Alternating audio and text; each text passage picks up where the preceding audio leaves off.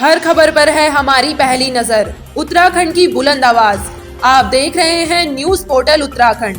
विधानसभा 2022 के चुनाव नजदीक आते ही सभी राजनीतिक पार्टियों ने बैठकों का दौर शुरू कर दिया है। इसी क्रम में कांग्रेस की आउटरीच सम्मेलन का आयोजन शिवालिक नगर स्थित क्लासिक होटल में किया गया, जिसमें प्रियंका गांधी के सलाहकार प्रमोद कृष्णम महाराज मुख्य अतिथि के तौर पर पहुंचे और अपने विचारों से सभी कार्यकर्ताओं को संबोधित किया और आने वाले विधानसभा चुनाव में कांग्रेस पार्टी को मजबूत करने के लिए कई अहम मुद्दों पर चर्चा की। सम्मेलन को संबोधित करते हुए मुख्य अतिथि प्रियंका गांधी के सलाहकार कालिका पीरधीश्वर प्रमोद कृष्णम ने कहा कि राज्य में भाजपा विरोधी लहर चल रही है और कांग्रेस को एक होकर अब काम करना चाहिए। आज प्रदेश में किसान, मजदूर, व्यापारी, युवा व महिला सभी पीड़ित हैं, जिससे सभी राज्य में भाजपा की सरकार को बदलने का मन बना चुके हैं। भ्रष्टाचार में डूबी भाजपा का पाप इतना बढ़ गया है कि महाकुंभ तक में घोटाला कर दिया गया। साथ ही वहां मौजूद कार्यक्रम संयोजक वरिष्ठ कांग्रेस नेता संजीव चौधरी ने कहा कि आज हरिद्वार जिले की अनेक संस्थाओं ने कांग्रेस में आस्था जताई, जिसका सुझाव प्रदेश प्रभारी देवेंद्र यादव व हाईकमान को भेजा जाएगा और सरकार बनने पर सभी की समस्याओं का हल भी किया जाएगा। साथ ही सभी आवश्यक सुझाव को घोषणा पत्र में शामिल किया जाएगा। चौधरी ने कहा कि भाजपा का धरातल समाप्त हो गया है और भाजपा अब केवल पूंजीपतियों की पार्टी बनकर रह गई है।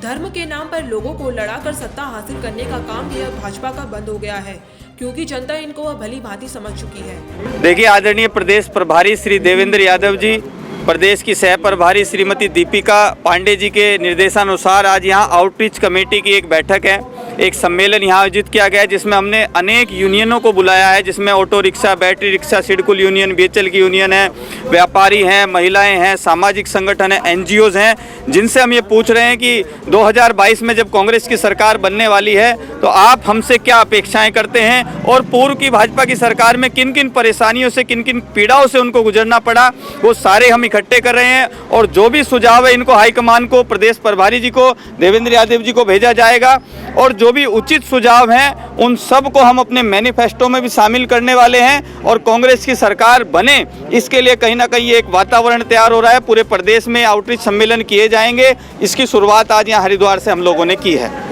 पूरे प्रदेश के 13 जनपदों में हम ये सम्मेलन आयोजित करने का प्रयास कर रहे हैं। दोनों मंडलों में हम ये सम्मेलन करेंगे। हर उस वर्ग तक जो शोषित है, पीड़ित है, वंचित है, उस तक हम जाएंगे और उसकी पीड़ा को जानेंगे और सरकार बनने पर उनका कहीं ना कहीं निवारण भी करेंगे। वास्तव में आप देश की आज़ादी के बाद यदि किसी ने गरीब के दर्द को जाना, किसी ने किसान के दर्द को जाना, किसी ने मजदूर के दर्द को जाना, किसी ने दलितों के दर्द को जाना, तो वो एकमात्र पार्टी कांग्रेस पार्टी है। चाहे हम सत्ता में रहें, चाहे हम विपक्ष में रहें, लेकिन हम उस दर्द को जानते हैं, उस पीड़ा को जानते हैं और हम उसके हल के लिए हमेशा सदैव कांग्रेस पार्टी तत्पर रहती है। ये तो सीधे सीधे मोदी लहर परेड ग्राउंड में दिख गई है, जहां खाली कुर्सियां और प्रदेश के अधिकारियों को कहा जा रहा है कि वो भीड़ लेकर आएं, तो इतनी बड़ी लहर है। अब वो खाली कुर्सियां उत्तराखंड राज्य में कहीं ना कहीं कांग्रेस की सरकार बनाने की तरफ इशारा कर रही हैं और जो जाति धर्म के नाम पर भारतीय जनता पार्टी ने इस देश को लूटा है, इस देश को बर्बाद किया, इस देश को लड़ाया है, अब वो इस देश में चलने वाला नहीं है। ये देश हर धर्म और जाति वर्ग को साथ लेकर चलने वाला देश है। अब भारतीय जनता पार्टी की धर्म आधारित राजनीति समाप्ति की ओर है। तो क्या कहें, इसी में जोड़ते हैं कि आपने किसी भी कार्यक्रम चलाने के लिए उसके पीछे का भाव महत्वपूर्ण होता है, लेकिन हमारा जो देश है, हमारी जो जनभावना है, उसको दृष्टिगत रखते हुए हमें अपने कार्यक्रमों को जन जन तक पहुंचाना ज़रूरी होता है। आउटरीच कमेटी के तमाम साथी बहुत अच्छा काम कर रहे हैं। मेरा कहने का तात्पर्य मात्र इतना है कि देश के कोने कोने तक कांग्रेस की विचारधारा को ले जाने के लिए, भारतीय जनता पार्टी के गलत कामों का पर्दाफाश करने के लिए हमें और साधारण बोलचाल की भाषा का इस्तेमाल करना चाहिए। इसीलिए मैंने इस बात को रखा है और मैं इस बात को कांग्रेस हाईकमान के समक्ष भी रखूँगा। इस देश में हजारों साल से रामलीलाएं होती थीं। इस देश में सैकड़ों साल से कुंभ होता था।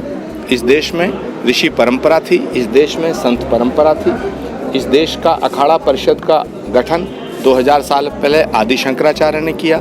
इस देश को आज़ादी 1947 में महात्मा गांधी की क़यादत में, उनके नेतृत्व में, सुभाष चंद्र बोस के नेतृत्व में, भगत सिंह के नेतृत्व में कांग्रेस पार्टी ने दिलाई। तब तो भाजपा कहीं थी नहीं। भाजपा जब नहीं थी तब भी राम थे, भाजपा जब नहीं थी तब भी गंगा थी, भाजपा जब नहीं थी तब भी गाय थी, भाजपा नहीं थी तब भी ऋषि परंपरा थी। भगवान राम इस देश के नहीं, पूरे विश्व के प्राणी मात्र के राम हैं। तुलसीदास जी ने कहा है, सिया राम मैं सब जग जानी, करऊं प्रणाम जोर जुग पानी। मैं पूछना चाहता हूं बीजेपी से कि भारतीय जनता पार्टी की सदस्यता भगवान राम ने कब ग्रहण करी? क्या भगवान राम बीजेपी के दफ्तर आए थे, या भाजपा के वरिष्ठ नेता गोलोक गए थे, देवलोक गए थे, वैकुंठ गए थे? भारतीय जनता पार्टी ने राम के नाम पे धंधा किया है। भारतीय जनता पार्टी ने अयोध्या को बेचा। भारतीय जनता पार्टी ने राम के नाम पर सत्ता बनाई। भारतीय जनता पार्टी ने राम के नाम पे देश की सत्ता बनाई। भारतीय जनता पार्टी ने राम के नाम पे दोबारा सत्ता बनाई। भारतीय जनता पार्टी अब काशी को बेच रही है। भारतीय जनता पार्टी अब मथुरा को बेचने की तैयारी कर रही है।